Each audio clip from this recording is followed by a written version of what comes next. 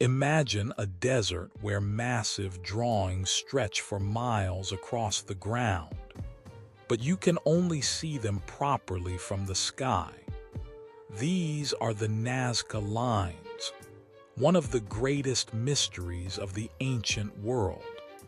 Created between 500 BC and 500 AD by the Nazca culture in southern Peru, they cover over 450 square kilometers. There are more than 800 straight lines, 300 geometric shapes, and around 70 plant and animal figures, some up to 370 meters long.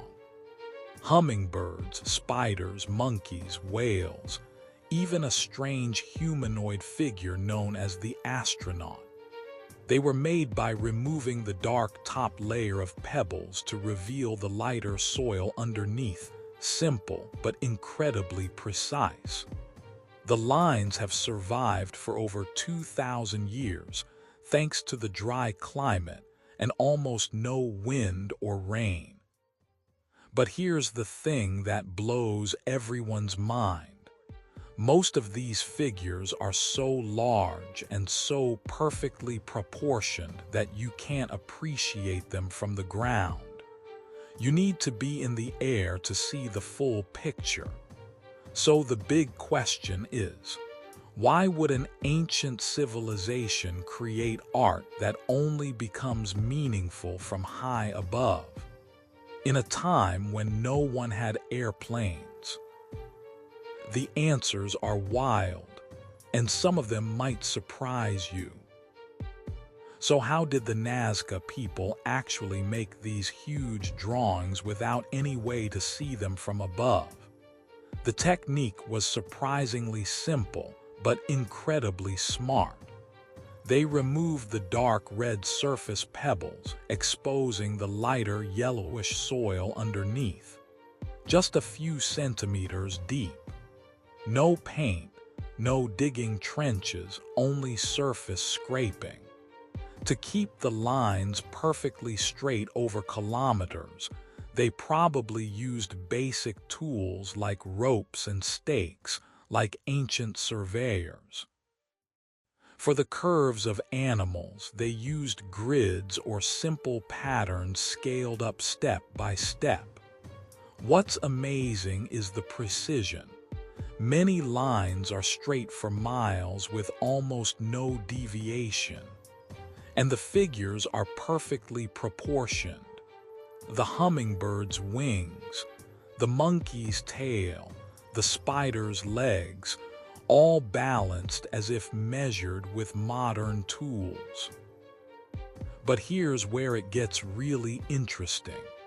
Even if they could plan on small models, why make them so big and so accurate that only someone flying overhead could fully appreciate them? The most accepted scientific theory is that the lines were part of an astronomical calendar. Many straight lines point to solstices, equinoxes, and important stars. The animal figures might represent constellations or mark ceremonial paths for rituals related to the seasons and water. Because the Nazca Desert is extremely dry, and water was sacred, archaeologists have found that some lines align with mountains where water sources are hidden, or with underground aqueducts the Nazca built to bring water from the Andes. So perhaps the lines were giant ritual maps, visible to the gods above, or used in ceremonies where priests walked them as offerings for rain. But not everyone agrees. Some researchers point out that many lines don't align with any known astronomical events, and the sheer number of figures, over 70 animals, seems like more than just a calendar. That opens the door to wilder ideas. which we'll talk about in the next part. Now let's look at the main theories that try to explain why the Nazca Lines are so massive and only fully visible from the air. The leading scientific explanation is astronomy and rituals for water. Many of the straight lines point exactly to the points where the sun rises or sets on solstices and equinoxes. Some align with bright stars like Sirius or the Pleiades. The animal figures may represent constellations or totems. The spider, for example, is linked to rain in many cultures, and rain was life or death in the Nazca Desert. Archaeologists found that some lines lead to underground aqueducts called puquios that the Nazca built to bring water from the mountains. Walking these lines could have been part of ceremonies to ask the gods for rain, a giant offering visible from the sky, where the gods were believed to live. This theory is supported by pottery and artifacts found near the lines, showing water and fertility symbols. But there are problems with this explanation too. Not all lines align with astronomical events. Some figures seem random, and the scale is extreme. Why make a hummingbird 93 meters long when a smaller one would work for rituals on the ground? This is where more controversial ideas come in. One popular theory is that the lines were landing strips or signals for ancient visitors, extraterrestrials, or advanced ancient civilizations.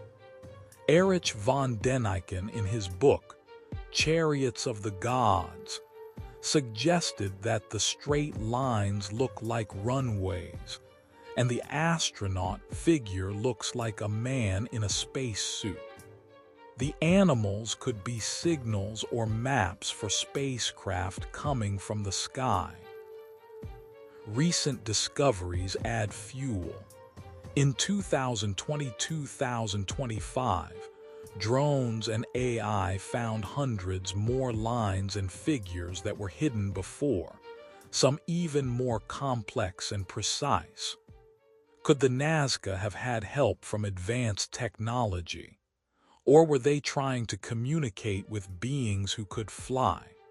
Of course, mainstream science dismisses the alien theory, but the question remains: why create art on such a scale that no one on the ground could see it properly? Unless someone was meant to see it from above, the mystery is still open. What do you think the Nazca Lines really were? Stay tuned. In the next part, we'll look at the latest discoveries and what experts say in 2026. So after all these theories, astronomy, water rituals, ancient calendars, even extraterrestrial visitors, what do we really know about the Nazca Lines in 2026?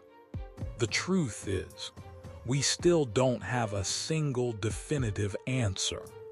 The lines remain one of the most enigmatic creations of the ancient world, but recent discoveries keep the mystery alive. In 2024-2025, using drones, LiDAR, and AI image analysis, researchers found over 300 new geoglyphs, many smaller, but some even more intricate than the famous ones. In early 2026, a Japanese-Peruvian team announced that several new lines align with previously unknown astronomical events from 2,000 years ago, strengthening the calendar theory. Yet the scale and the from the sky perspective still puzzle everyone. Why invest so much effort in art that most people on the ground would never fully see? Perhaps the Nazca believed the gods or something else were watching from above. Perhaps they were mapping their world in a way we still don't understand. Or perhaps the lines were meant for visitors who could actually fly. The Nazca Lines are not just drawings in the desert.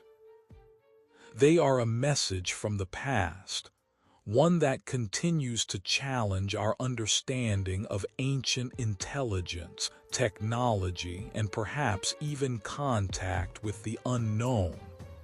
What do you think they were really for? Astronomical map, ritual paths, signals from the sky? Write your theory in the comments below. I read every one. If you enjoyed this deep dive into one of the world's greatest unsolved mysteries, smash that like button, subscribe for more ancient enigmas, and hit the bell so you don't miss the next one.